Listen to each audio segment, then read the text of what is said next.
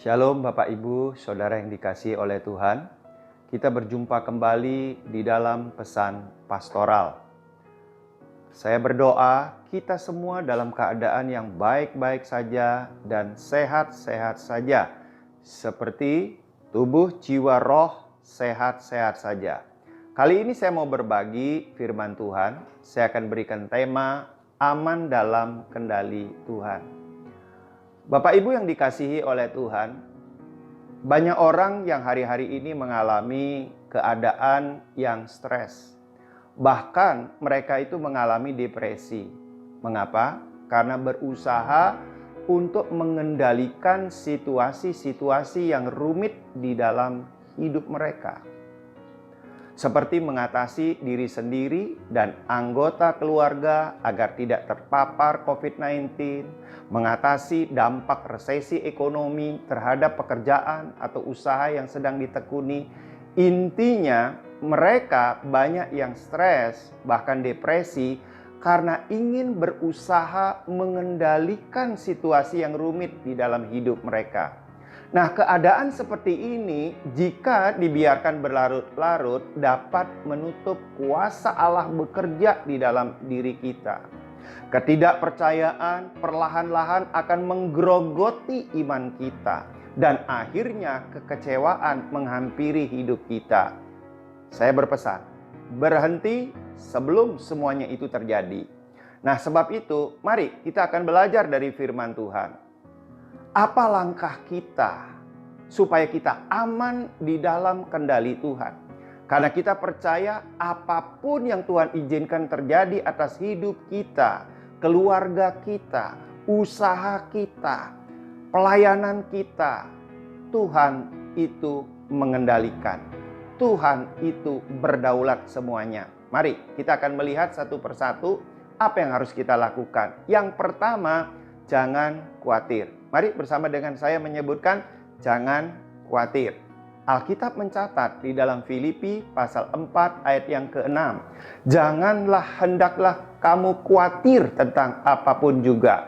Tetapi nyatakanlah dalam segala hal keinginanmu kepada Allah dalam doa dan permohonan dengan ucapan syukur. Itu firman Tuhan. Bagaimana agar kita tidak khawatir? Jelas tadi dikatakan, nyatakan dalam segala hal keinginanmu kepada Allah dalam doa dan permohonan dengan ucapan syukur. Apa yang menjadi kekhawatiran Bapak Ibu hari-hari ini? Nyatakan kepada Tuhan. Kemudian jangan lupa ada permohonan. Apa permohonannya? Dan juga jangan lupa, yaitu apa? Mengucap syukur kepada Tuhan.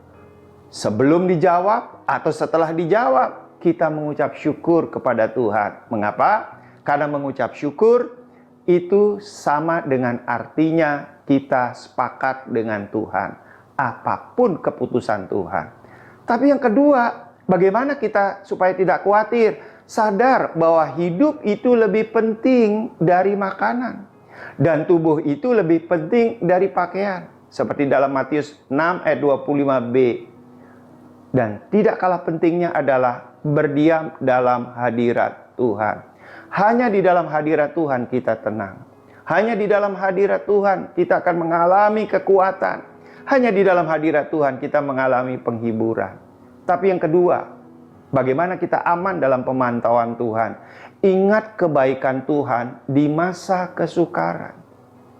Alkitab juga mencatat dalam Roma pasal 8 ayat 28. Kita tahu sekarang bahwa Allah turut bekerja dalam segala sesuatu untuk mendatangkan kebaikan bagi mereka yang mengasihi Dia, yaitu bagi mereka yang terpanggil sesuai rencana Allah. Dahsyat, Tuhan itu turut bekerja dalam segala sesuatu. Artinya, baik dalam keadaan suka maupun dalam keadaan duka, Tuhan itu campur tangan. Bagaimana caranya kita mengingat selalu kebaikan Allah di masa kesukaran? Kita harus berfokus kepada Yesus Kristus. Filipi pasal 3 ayat yang ke-13. Kita senantiasa mengucap syukur dalam segala keadaan dan nyatakan kekaguman kita terhadap Tuhan. Bahkan kita selalu ingat Tuhan itu turut bekerja dalam segala sesuatu sampai hari ini. Kalau sampai hari ini kita ada, artinya Tuhan itu sudah bekerja dalam segala sesuatu dalam hidup kita. Ia melindungi kita, Ia menolong kita, Ia memberikan kita hidup. Wow, luar biasa Allah yang kita sembah ini. Tapi yang ketiga, bagaimana kita aman dalam pemantauan Tuhan? Tuhan itu dekat dan mengerti. Tuhan tidak terlalu jauh dalam hidup kita. Di dalam Alkitab juga mencatat, Mazmur 145 ayat yang ke-18. Tuhan dekat pada setiap orang yang berseru kepadanya. Pada setiap orang yang berseru kepadanya dalam kesetiaan. Yang menjadi pertanyaan adalah, sudahkah kita berseru kepadanya? Sudahkah kita berdoa setiap waktu? Memuji dan menyembah setiap waktu? Kadangkala yang kita lakukan, kalau sudah sakit, kalau sudah susah, kalau sudah bangkrut, baru kita berseru kepada Tuhan. Padahal kalau kita setiap waktu, setiap hari kita berseru kepada Tuhan, Tuhan itu dekat sekali dengan kita. Dan Tuhan sangat mengerti apa yang kita perlukan. Nah, sekarang bagaimana caranya? Supaya Tuhan itu selalu dekat dan mengerti dengan kita. Bahkan kita aman dalam kendali Tuhan. Masuklah ke dalam kamar. Tutuplah pintu. Berdoalah kepada Bapa di surga. Tuhan itu rindu. Hubungan dibangun antara pribadi dengan Tuhan. Korporat itu perlu. Tetapi Tuhan itu terlebih rindu. Kita membangun hubungan pribadi dengan Dia. Sekali lagi, Tuhan itu dekat kepada orang yang berseru kepadanya. Saudara ingin dekat dengan Tuhan? Mengerti kehendaknya? Berserulah kepadanya setiap waktu, setiap hari. Dalam kesetiaan. Ingat, garis bawahi, dalam kesetiaan. Dalam kesetiaan itu artinya ya continue, terus menerus. Bukan kalau ada waktu baru berseru kepada Tuhan. Atau lagi susah baru berseru kepada Tuhan. Kita mesti bertobat dari sikap kita ini. Yang keempat adalah berjalan bersama Yesus. Coba kita introspeksi diri. Selama ini kita berjalan dengan siapa? Tentu yang pertama adalah berjalan dengan kekuatan diri sendiri.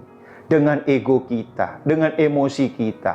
Kedua, berjalan bersama dengan orang lain yang kita anggap mampu untuk menolong kita. Dalam keadaan seperti sekarang ini, tidak ada seorang pun di dunia ini yang mampu berjalan sendirian. Bahkan dengan orang lain yang dikatakan hebat pun tidak mampu berjalan dengan mereka. Hanya satu-satunya yang mampu adalah berjalan bersama Yesus. Kita aman dalam kendalinya. Di dalam Yesaya 30 ayat yang ke-15 mengatakan, sebab beginilah firman Tuhan Allah yang Maha Kudus, Allah Israel, dengan bertobat dan tinggal diam, kamu akan diselamatkan. Dalam tinggal tenang dan percaya, terletak kekuatanmu, tetapi engkau enggan. Berjalan bersama dengan Yesus, itu berarti bertobat dan tinggal di dalam Tuhan Yesus. Berjalan bersama dengan Tuhan Yesus itu berarti mempercayakan hidup kepada Tuhan Yesus. Adakah kita berjalan bersama Yesus hari-hari ini? Kalau belum, ambil keputusan sekarang. Saudara yang dikasihi oleh Tuhan, biarlah firman Tuhan ini memberi kekuatan kepada kita. Sekali lagi saya mau katakan, kita aman dalam pemantauan Tuhan. Mari kita berdoa. Tuhan Yesus, kami mengucap syukur buat firman Tuhan yang menjadi tuntunan bagi kami. Kami percaya di dalam pemantauan-Mu, kami aman. Itu sebabnya kami rindu setiap waktu ada di dalam Engkau. Berjalan bersama-sama dengan Engkau. Di dalam nama Tuhan Yesus. Amin.